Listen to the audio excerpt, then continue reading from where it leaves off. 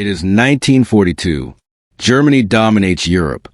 But behind the victories, the empire is crumbling and no one sees it coming. Tanks thunder across the continent. Cities fall. Parades celebrate triumph. Yet, every gain is a step closer to ruin. Soldiers march with pride, generals plot with confidence, and civilians cheered oblivious to the disaster ticking like a hidden clock. Factories burn the midnight oil, producing weapons, fuel, and trucks, but the lifeblood of the army is vanishing faster than it can be replaced. Across vast lands, enemies regroup, prepare, and strike in ways Germany cannot anticipate. Every victory sows the seeds of its own defeat. Every tank, every bullet, every conquered city is a trap, an empire stretched too thin, running on borrowed time and illusions of control. Inside command rooms, leaders plan campaigns with confidence, unaware that logistics, resources, and sheer reality are conspiring against them. This is a story of a war Germany had already lost before the first Soviet winter, before America fired a single shot, before anyone realized the end had already begun. It is 1942. The swastika stretches across Europe, a symbol of dominance, discipline, and unrelenting military efficiency. From the beaches of France to the streets of Warsaw, German troops march with precision, their boots hammering against cobblestone and dirt, echoing the rhythm of a nation that believes it cannot lose. Parades are held in Berlin. Speeches extol the virtues of German engineering, and propaganda paints the Führer as a visionary unmatched in history. On the front lines, tanks churn through mud and snow. Panzer divisions slice through defenses with ruthless efficiency. Soldiers, confident and disciplined, feel the tide of victory at their backs. Every bridge captured, every village burned into submission, reinforces the idea of German invincibility. Yet, beneath the surface, cracks begin to appear. Supply lines stretch for hundreds of kilometers across hostile terrain.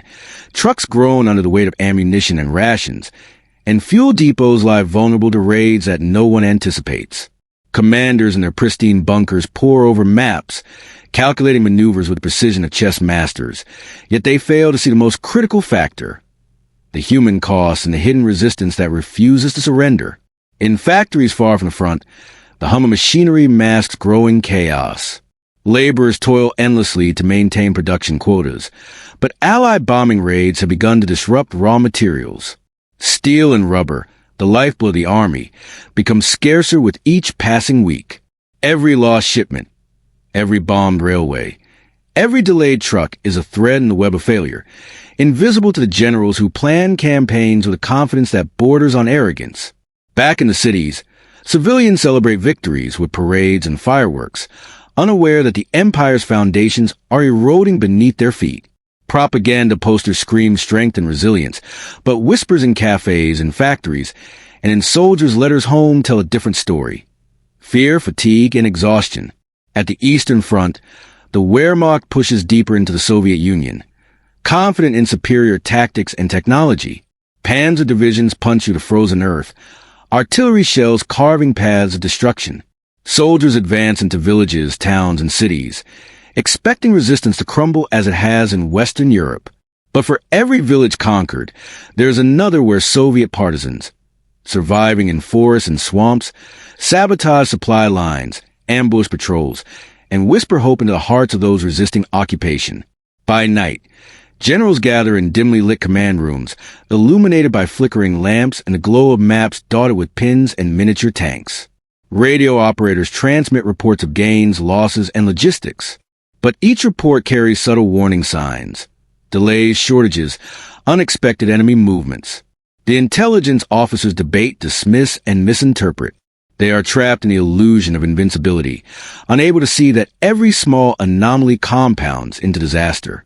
It is in these quiet moments, soldiers huddled around frozen fires, officers pacing hallways, generals reviewing maps, that the first whispers of inevitability creep in. Germany may be winning battles, but the empire is losing its war against reality. Every inch gained comes at a cost invisible to the triumphant eye. Exhausted men, fractured supply chains, an enemy who adapts faster than the generals can calculate. And yet, the world outside Berlin continues to cheer, unaware that the first cracks in the facade of dominance are spreading and that the war, though outwardly won, has already begun to slip to the fingers of those who believe themselves untouchable. Winter 1942 on the Eastern Front is a frozen nightmare. The snow stretches like an endless white ocean, dotted with the tracks of tanks and soldiers trudging through mud, ice, and blood. German boots, once crisp and precise, sink into the frostbitten ground. Fingers and faces are numb, lips blue, eyes wide with exhaustion. Frostbite claims more than bullets. Soldiers collapse quietly beside frozen ditches and shattered artillery. The roar of engines is muffled by the wind, and the smell of gunpowder mingles with the metallic tang of blood and the acrid smoke of burning villages. The Wehrmacht, confident in its tactics and engineering, confronts a winter it never fully understood. Tanks stall in frozen mud, engines fail at the worst moments, and supply trucks, laden with ammunition, food, and fuel, become buried beneath snowdrifts or stuck in ice-crusted ravines. Radio signals crackle with static. Orders are repeated, misheard, misunderstood. Small miscalculations become lethal mistakes. A single frozen river crossing delays an entire regiment, leaving soldiers exposed to the relentless Soviet artillery and sniper fire. The enemy is no longer invisible. The Red Army, battered yet relentless, fights with desperation that borders on fanaticism. Every ambush is meticulously calculated. Every counterattack is brutal and precise. Soviet soldiers appear like shadows in the forests and ruins, vanishing as quickly as they strike. Partisans sabotage rail lines, mines shatter armor columns, and winter storms cloak these attacks in silence. Every misstep by the Germans becomes a massacre waiting to happen. In command bunkers far from the front, maps are cluttered with pins, inked arrows, and tiny flags representing units spread across hundreds of kilometers. Generals pore over intelligence reports, many of them outdated, some fabricated, most incomplete. Their calculations, once trusted to predict outcomes with near certainty, now fail. Tanks meant to flank, divisions meant to secure territory, and artillery meant to suppress the enemy all falter in the frozen chaos. Morale frays as soldiers write letters they know may never be delivered. The illusion of control begins to crumble. Amid the horror, human stories emerge. A young German private huddles beside a burning shell crater, shivering, whispering prayers to God he barely believes in. An officer, sleeve torn, bloodied, and exhausted, crawls into a ruined farmhouse to shelter his men from the snowstorm.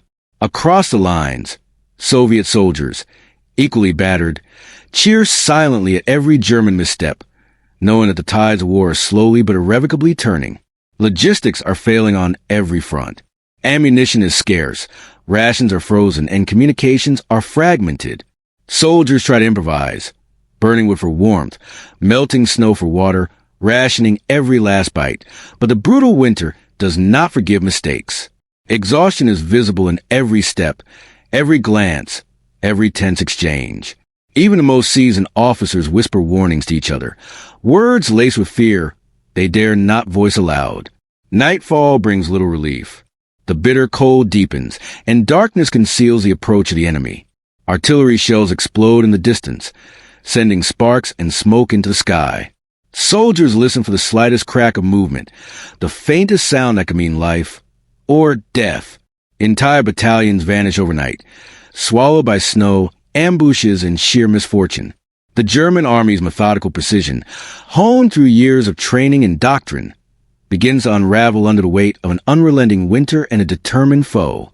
Yet even as desperation spreads, discipline struggles to hold. Officers bark orders through frozen breath. Soldiers cling to their routines, their drills, and their pride. However, the cracks are widening, initially invisible, but now glaringly apparent. The empire that marched across Europe with certainty is faltering before an enemy that adapts, endures, and strikes with ruthless timing. The Eastern Front in the winter of 1942 became a tableau of despair. Snow drifts over shattered tanks, frozen trenches, and abandoned equipment. The once disciplined German divisions are fraying at the edges. Soldiers stumble blindly through knee-deep snow, their breath clouding in the freezing air. Faces streaked with grime and tears stare into the void, haunted by the impossibility of survival. Every step forward is a struggle, Every glance over the shoulder reveals enemy forces that refuse to be vanquished. Command structures are crumbling. Orders are sent delayed or misinterpreted. A regiment meant to hold a key rail junction disappears overnight, leaving gaps that Soviet forces exploit mercilessly. Artillery fire intended to suppress advancing troops misfires or lands on friendly units trapped in the chaos. Panic spreads faster than bullets.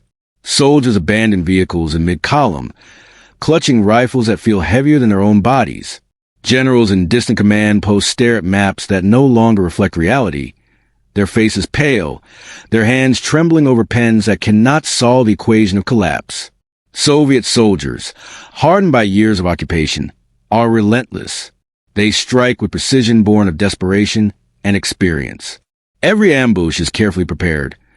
Every counterattack is timed to exploit a single German misstep. Forests and ruined villages become deadly traps. Mines tear apart tracks and legs alike. Snipers pick off officers, breaking chains of command in a single, silent shot. Soldiers hear the bullets whistling past, the mortar shells exploding, the cries of comrades lost to frostbite or combat, and realize they are trapped in a nightmare that refuses to end. The human toll is staggering. A young lieutenant, barely 19, drags a frostbitten soldier to a frozen ditch, only to realize the man is already dead. His hands shake as he digs a shallow grave, the snow mixing with blood. Elsewhere, a mother huddles with her children in a bombed-out farmhouse, staring at the horizon where artillery fire rips the sky apart. The horrors of war are no longer abstract. They are tactile, omnipresent, and personal. Each survivor carries the weight of the fallen, the guilt of what they could not save, and the terror of what comes next. Mechanized units, once the pride of the Wehrmacht, are failing. Tanks become immobile hulks, engines frozen solid, tracks ripped apart by ice-hidden obstacles. Columns of trucks and armored carriers snarl in the mud, engines choke with snow, tires spinning uselessly. Every attempt to push forward risks annihilation. Communications are fractured. Radio signals crackle with static. Commands echo into silence. Units cannot regroup, and morale collapses under the weight of exhaustion, hunger, and fear. Winter storms howl over the battlefield, erasing tracks, burying the dead, and hiding the advance of the enemy. Night brings little reprieve. Fires from destroyed equipment light the horizon in eerie orange glows, smoke curling into the black sky.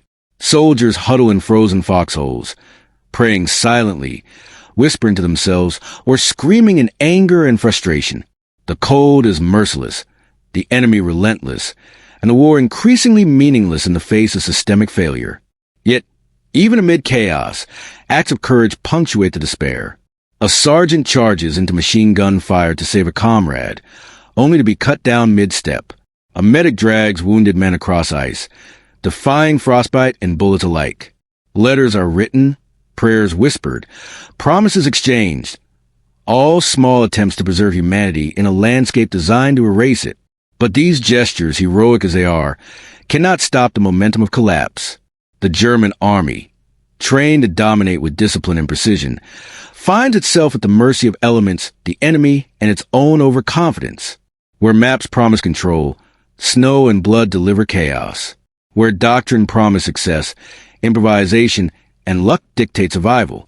Officers who once marched with certainty now shuffle through ruined villages, their authority meaningless, their minds haunted by the growing realization. The war may not be lost only for Germany. It may be lost forever.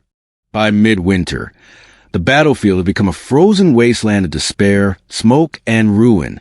The shattered roads are littered with abandoned equipment. Tanks with twisted turrets, trucks half buried in snow, rifles scattered like broken promises. Soldiers, gaunt and hollow-eyed, move like shadows of themselves. Each step crunches over ice-coated corpses, a stark reminder that survival is as much a matter of chance as skill. Hunger gnaws as fiercely as bullets. Frostbite claims fingers and toes faster than artillery can claim lives. Fear is omnipresent, an icy, invisible opponent stronger than any regimented army could withstand. Command structures have disintegrated entirely. Radio silence dominates the airwaves, punctuated only by panic shouts and distorted orders. Officers attempt to rally scattered units, but morale is shattered. Soldiers no longer trust strategy.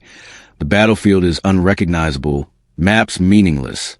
Where precise maneuvers were once drilled into muscle memory, improvisation now dictates survival. The hierarchy of command, once the backbone of military strength, is crumbling under the weight of chaos. Amid the chaos, the enemy exploits every weakness. Soviet infantry, hardened by winter campaigns and endless experience, strike like wolves.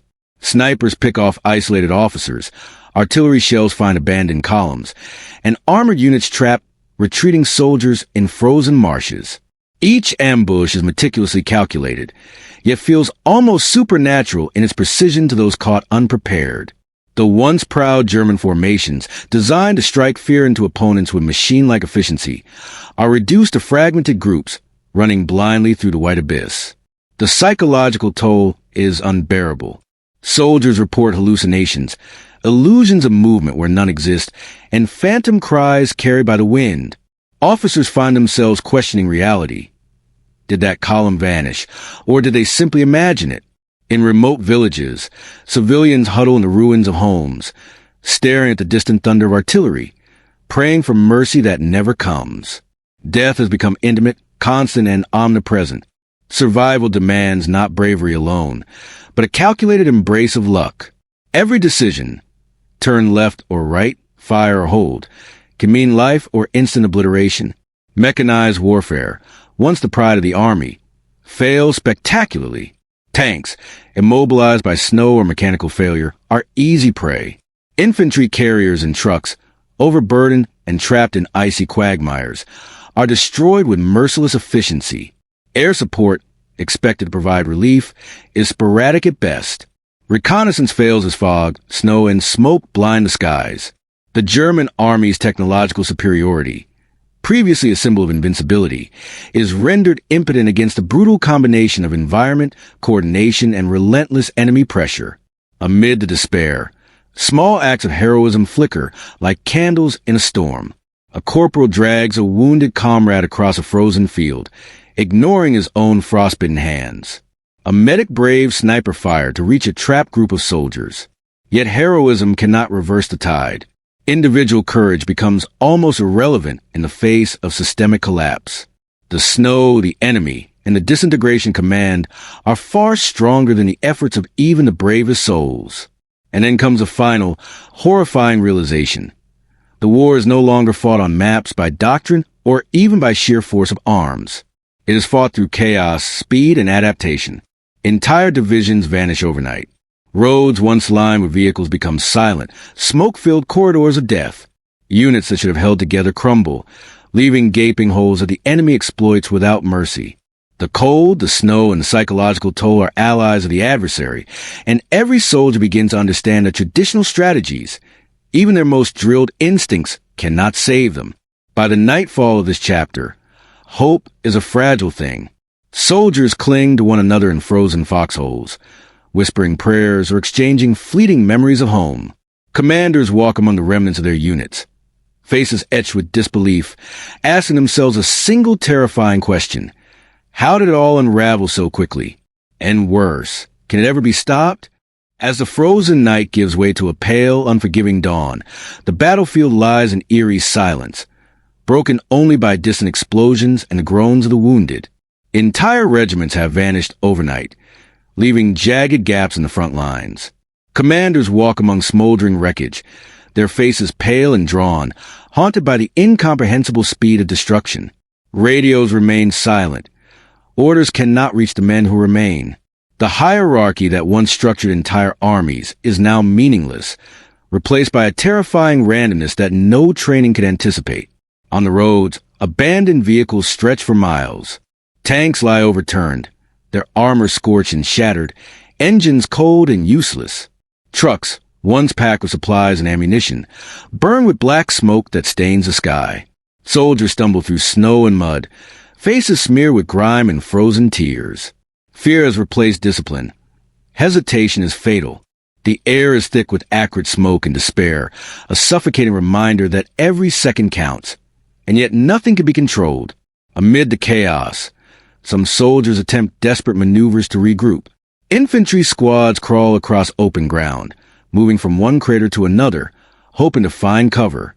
Snipers pick off stragglers, and artillery shells rain down on frozen columns, finding gaps that should not exist. Survival is no longer about tactics. It is about reacting faster than death itself.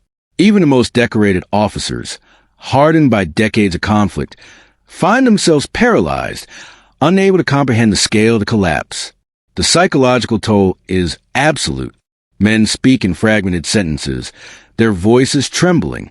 Hallucinations blur the line between friend and foe. Every shadow seems to conceal an invisible enemy. Letters from home lie forgotten in pockets, and dreams of return have been replaced by the primal instinct to survive the hour. Officers realize with grim horror that the battlefield is no longer a contest of strategy. It is a living organism, one that moves faster than human comprehension. Mechanized divisions, once symbols of power and precision, are systematically neutralized. Tanks, immobilized by terrain or mechanical failure, are destroyed by precision strikes from unseen adversaries. Artillery units find themselves outmaneuvered, targets eliminated before calculations can even be made. Aircraft appear only as fleeting silhouettes, executing attacks that defy the assumptions of command. Traditional doctrines, once revered and inviolable, are revealed to be fragile illusions. Even the highest echelons of command struggle to understand what is happening. Generals, trained in operational art and battlefield calculus, stare at maps that no longer reflect reality. Satellite imagery, reconnaissance reports, and intercepted communications provide a fragmented, almost surreal picture. Units erased, terrain transformed into death zones, the enemy operating with an efficiency that seems beyond human capability.